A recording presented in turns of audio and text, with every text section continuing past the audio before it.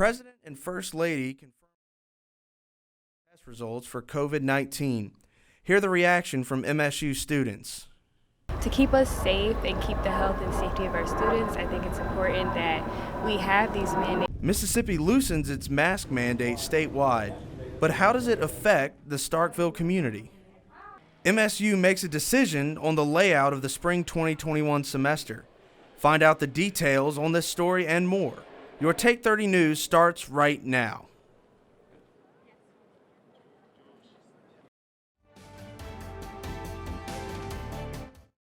Miles Conrad. We start with breaking news today as both the President and First Lady announced they have tested positive for the coronavirus. Shocking news from the White House overnight. We're obviously all hoping he and the First Lady don't develop much in the way of symptoms. President and Mrs. Trump both tweeting early Friday morning that they have tested positive for the coronavirus. The important thing is that he is in an age group that does carry risk for severe COVID. So this is very concerning. The announcement came just hours after Hope Hicks, one of the president's top aides, tested positive for COVID-19.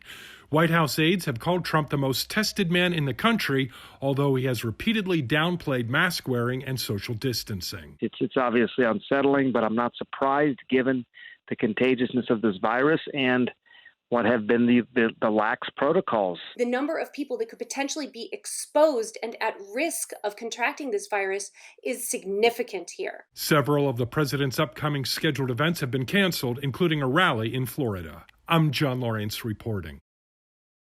Trump's physician, Navy Commander Dr. Sean Conley, says the 74-year-old president and the First Lady are, quote, both well at this time, and they plan to remain home within the White House during their convalescence. When the news broke about the president and First Lady contracting the coronavirus, it came as a shock to some, but to others, this seemed par for the course. I really don't know what to say about it. I mean, I hope they get better, hope nothing happens to them. I wasn't surprised because he doesn't follow the corona regulations anyway. First reaction would be, he didn't wear his mask. Like going out on television he never wore his mask. So, it's very possible for someone to contract the virus if you don't wear your mask. I was very upset. You never want to hear someone having coronavirus. It's a very serious thing to me. I think we all should pray for them and keep them in our thoughts and prayers because no one should have to go through this horrible virus. We'll continue to keep you updated through our podcast, the Take 30 News, the podcast. Former Vice President and Democratic nominee Joe Biden was tested for COVID-19 and announced via Twitter today that, quote, I'm happy to report that Jill and I have tested negative for COVID, end quote. This came after Biden tweeted out earlier today sending well wishes to President Trump and First Lady Melania on a swift recovery. Governor Tate Reeves has allowed the mask mandate to expire from Mississippi as of Wednesday. Here's more on the story. Mississippi has become the first state to lift the mask mandate. Wednesday, Governor Tate Reeves said that declining numbers in hospitalizations call for lifting some restrictions. Those relaxed restrictions include increasing K-12 extracurricular events to 50% seating capacity and limiting no more than 20 people inside and 100 people outside during social gatherings. One thing's for sure, the mandate expiration has caused for people like Brianna Citizen to develop a bit of worry. To keep us safe and keep the health and safety of our students, I think it's important that we have these mandates because they've helped so far with slowing the spread. So lifting the mandate before we've contained the disease isn't going to be smart for us. Although the mandate has expired in Mississippi, Mayor Lynn Sproul says that the city of Starkville will continue its mandate and will hold a board meeting on Tuesday, October 6th at the City Hall. Businesses and people that fail to abide by the mandate will be subject to a citation. Governor Reeves says that we have to trust the people of this country to look after themselves and to make wise decisions. Mississippi State student Connor O'Keefe agrees. It's a real threat, this virus.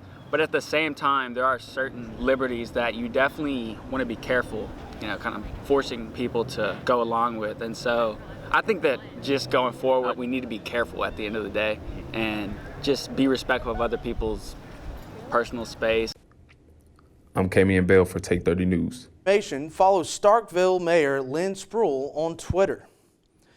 With elections coming around the corner, the university is giving students the opportunity to register to vote on campus. Vote, vote. Mississippi State University's Student Association set up a tent on the drill field to give students the opportunity to register to vote.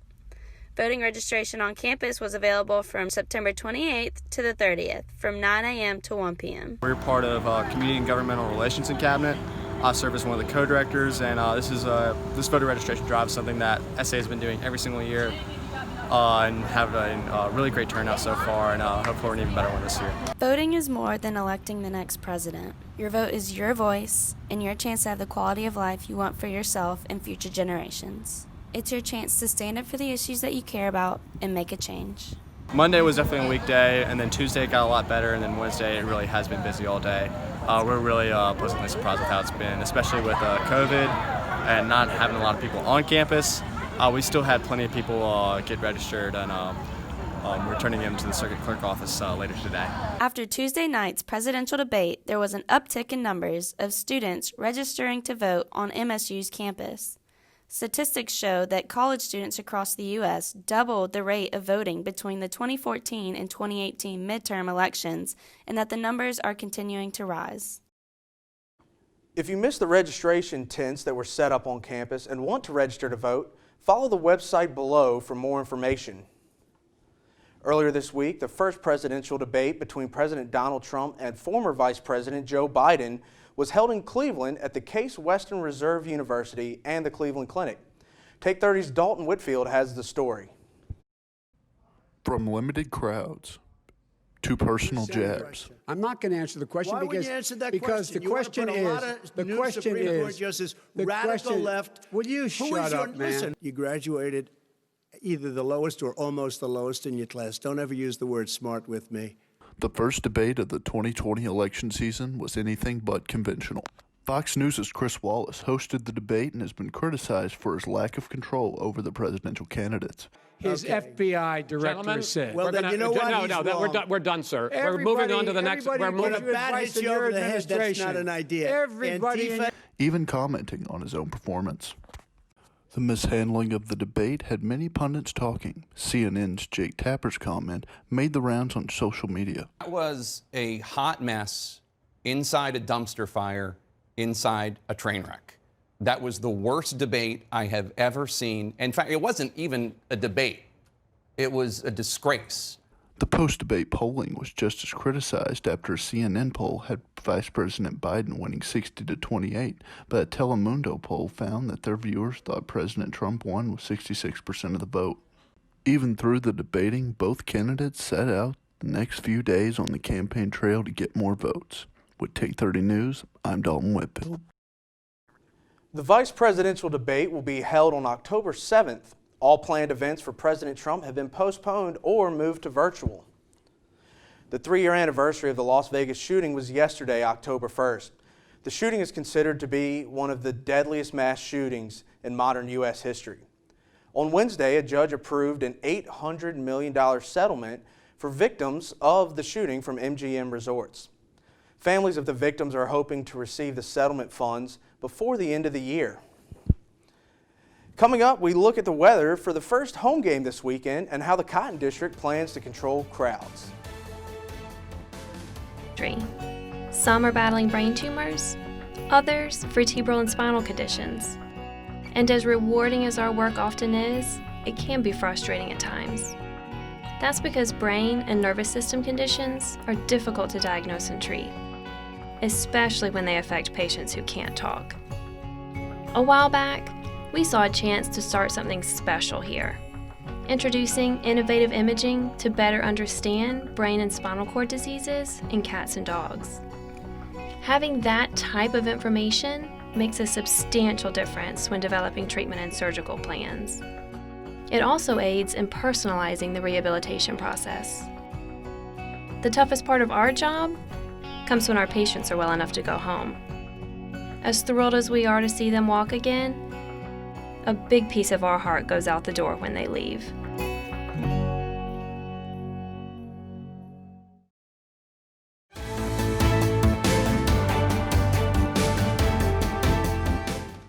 Despite the small drop in temperature, the forecast will bring in plenty of sun this weekend. Weather conditions are great for the first home football game in Davis-Wade, as well as a nice walk in the park. Meteorologist Shelby Mason details the full weather forecast for game day weekend.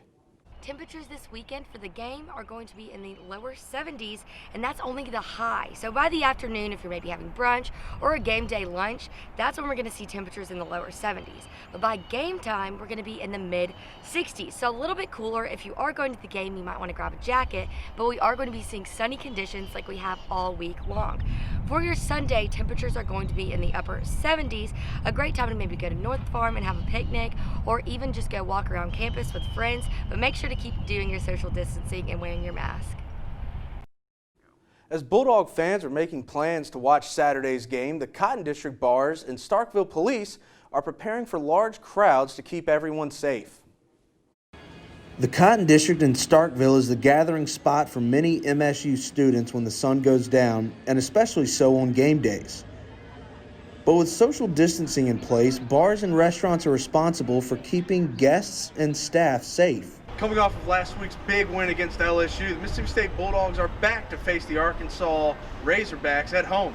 And that means crowds are going to be packing the streets because they can't pack in the stadium.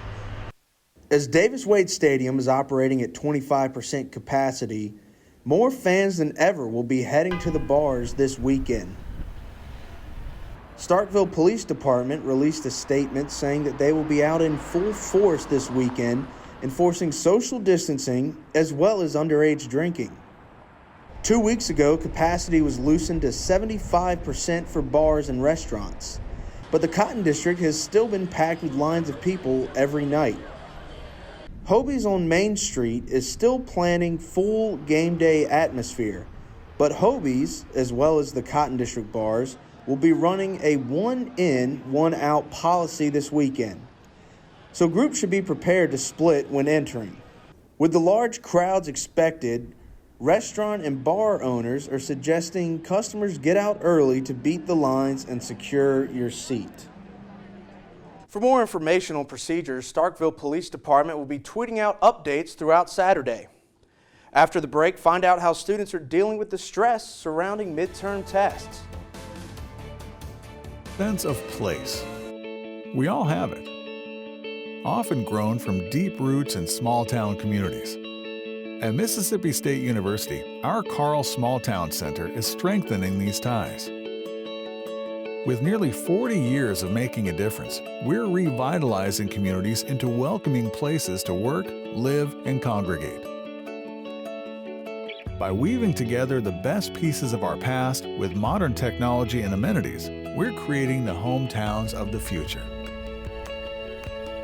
Places where lifetime memories can be made, where you have all the things you need, along with all the things you want.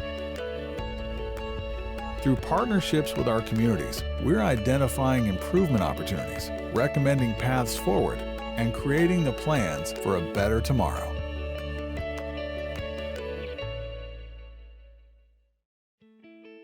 Have you ever thought about what it would take to eliminate one of the most dreaded illnesses of the year?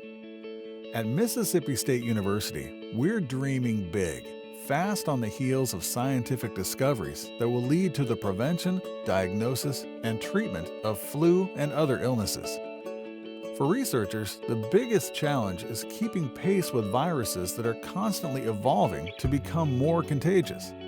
But at Mississippi State, we have the upper hand. Our scientists are working with teams around the world to predict when and where new viruses will emerge, combining forces to create flu vaccines before epidemics actually hit.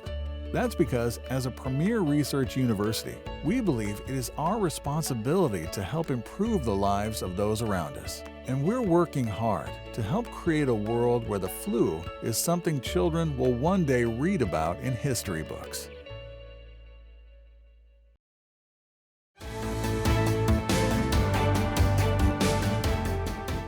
Midterms can be extremely stressful for college students.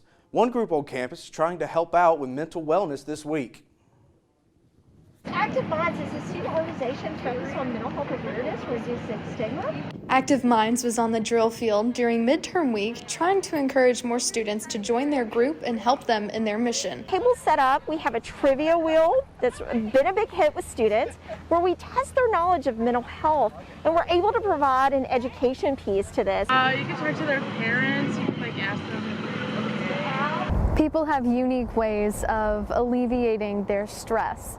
Some exercise, some sing, some may paint their nails, or some may color. My personal stress reliever is coloring. Student many years ago, you know what my thing was cleaning. And I get it now, when things in the world just felt so out of control, it was the one thing I could control, my environment. I like to take naps, and I like to give myself a treat, which is a snack usually. So I'll do a face mask, I'll get a tub of ice cream and just watch my favorite show on Netflix. So usually Criminal Minds or something like that. So what I do for when I'm stressed is I either box at the Sanderson, especially it's really good. I like working out for that, or I'll take a bubble bath with a face mask on. If you need to talk to someone or help finding your stress reliever, Student Counseling Service is here to help you. Many MSU students were in for a shock when the university made a game-changing announcement this week. MSU announced that spring break for spring 2021 would be canceled. The university considered many factors when making this decision. The advice that we got from healthcare professionals was the more we could compress that schedule and the shorter the period of time that we had folks in in-person class situations, the better chance we had of getting all the way to the end of the semester without an additional interruption as we'd had in the spring 2020. University consulted the Student Association, Faculty Senate, and many other groups on campus to see what was the best options for all those that would be affected by the decision.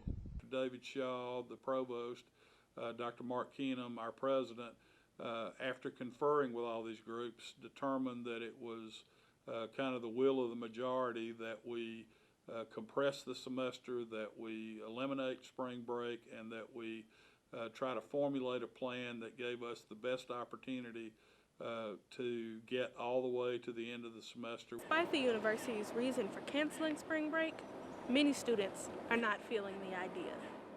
I feel like in theory it sounds pretty bad that we don't have a spring break, considering that's something that we normally get and that's something a lot of us look forward to during the spring. For Take 30 News, I'm Elizabeth Jackson. Although students lose their week of fun in the sun, this change also moves graduation up a week to April 29th and 30th. After the break, Holly Emery previews Mississippi State's first home game against Arkansas, plus all of your other sports updates. Take 30 Sports is next. The waves that supports the world above. So when an integral part of a delicate ecosystem disappears, economies on land are disrupted and livelihoods are lost. At Mississippi State University, we're aggressively confronting this issue on the Mississippi coast, where 90% of the local oyster population has vanished over the past decade due to circumstances both natural and man-made. In response, we're building computer models to simulate oyster movement and sustainability, models to determine strategic placement of artificial reefs to not only boost the dwindling food source, but to aid in coastal storm resilience and water filtration. It's a project that's paving the way for a healthier, cleaner coastline and a rejuvenated local economy. And for us here at MSU, that's more than just a good cause. It's one we can sink our teeth into. Flight. It's driven mankind's dreams for centuries. The ability to soar above the earth, to travel to faraway places, to connect distant points. Manned flights to the moon and space were once the stars for which we reached. Now, unmanned aircraft are the future. At Mississippi State University, our teams are developing unmatched unmanned aircraft systems for an array of critical applications. We're so good at it, the Federal Aviation Administration named MSU a Center of Excellence in the field. asking us to lead the team that's creating the operating regulations for unmanned aircraft systems worldwide. So essentially, we're writing the flight plan for an industry that is the future. Our work means better information, more opportunity, and limitless horizons for you. The sky really is the only limit.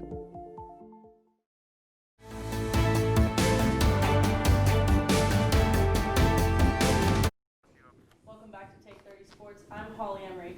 College football had an exciting start last weekend with upsets across the country. The biggest upset being against LSU. KJ Costello had an exceptional debut in the SEC against previously ranked number 6 LSU by throwing for 623 yards, breaking the record for the most passing yards in a game. Costello's ability to throw tight passes and deep into space led the Bulldogs to being the first team in 22 years to beat a defending national champion. Mike Leach is proving that his air raid offense can work in the SEC. Mike Leach expressed his excitement in the Dog Talks interview this afternoon.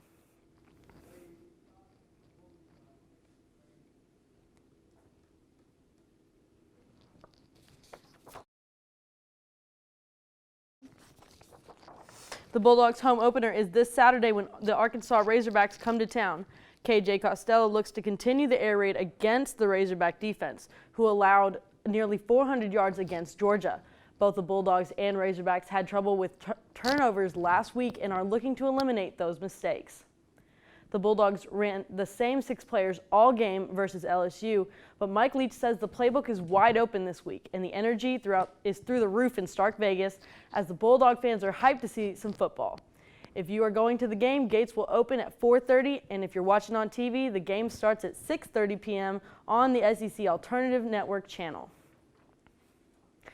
Along with the fall of the national champions, previously ranked number 3 Oklahoma had a devastating loss to unranked Kansas State last Saturday.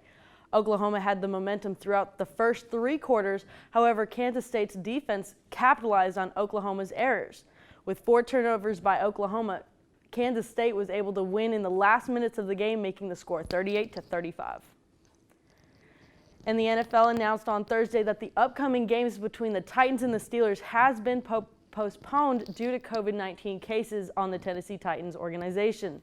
7 players and 6 other members of the organization have tested positive, bringing the team total to 13. The Titans played the Vikings last Sunday. However, no players or staff of the Vikings organization have tested positive for COVID-19. The NFL announced today that there is a plan in place to make up for the Titans-Steelers game on Sunday, October 25th at 12 p.m. Central Time. The NBA Finals began on Wednesday between the Los Angeles Lakers and the Miami Heat. The Lakers won the first game 116-98. The Lakers led as many as 32 points throughout the third quarter, led by LeBron James and Anthony Davis, who scored a combined 61 points. The Lakers cruised to the early series lead. Game 2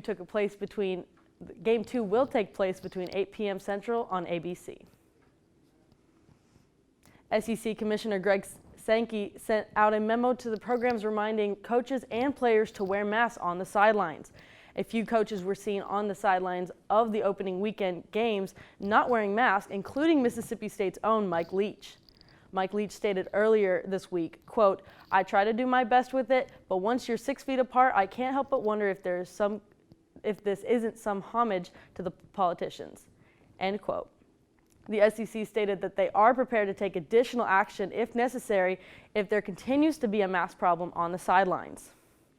Coming up after the break, we take a look at how students are going old school with drive-in movies. When you're the best, everyone wants to see what you'll do next. At Mississippi State University, our team of world-class rocket engineers is venturing beyond boundaries, building rockets like none before. We're launching a new era of space exploration. We've developed cutting-edge technology that's helping us build a rocket that can travel at 4 times the speed of sound. Fast? Yes. But more importantly, revolutionary. for you and for a space program that produces many of the conveniences we enjoy today. We're shaping your life in ways you never dreamed. What's next? Watch us and see.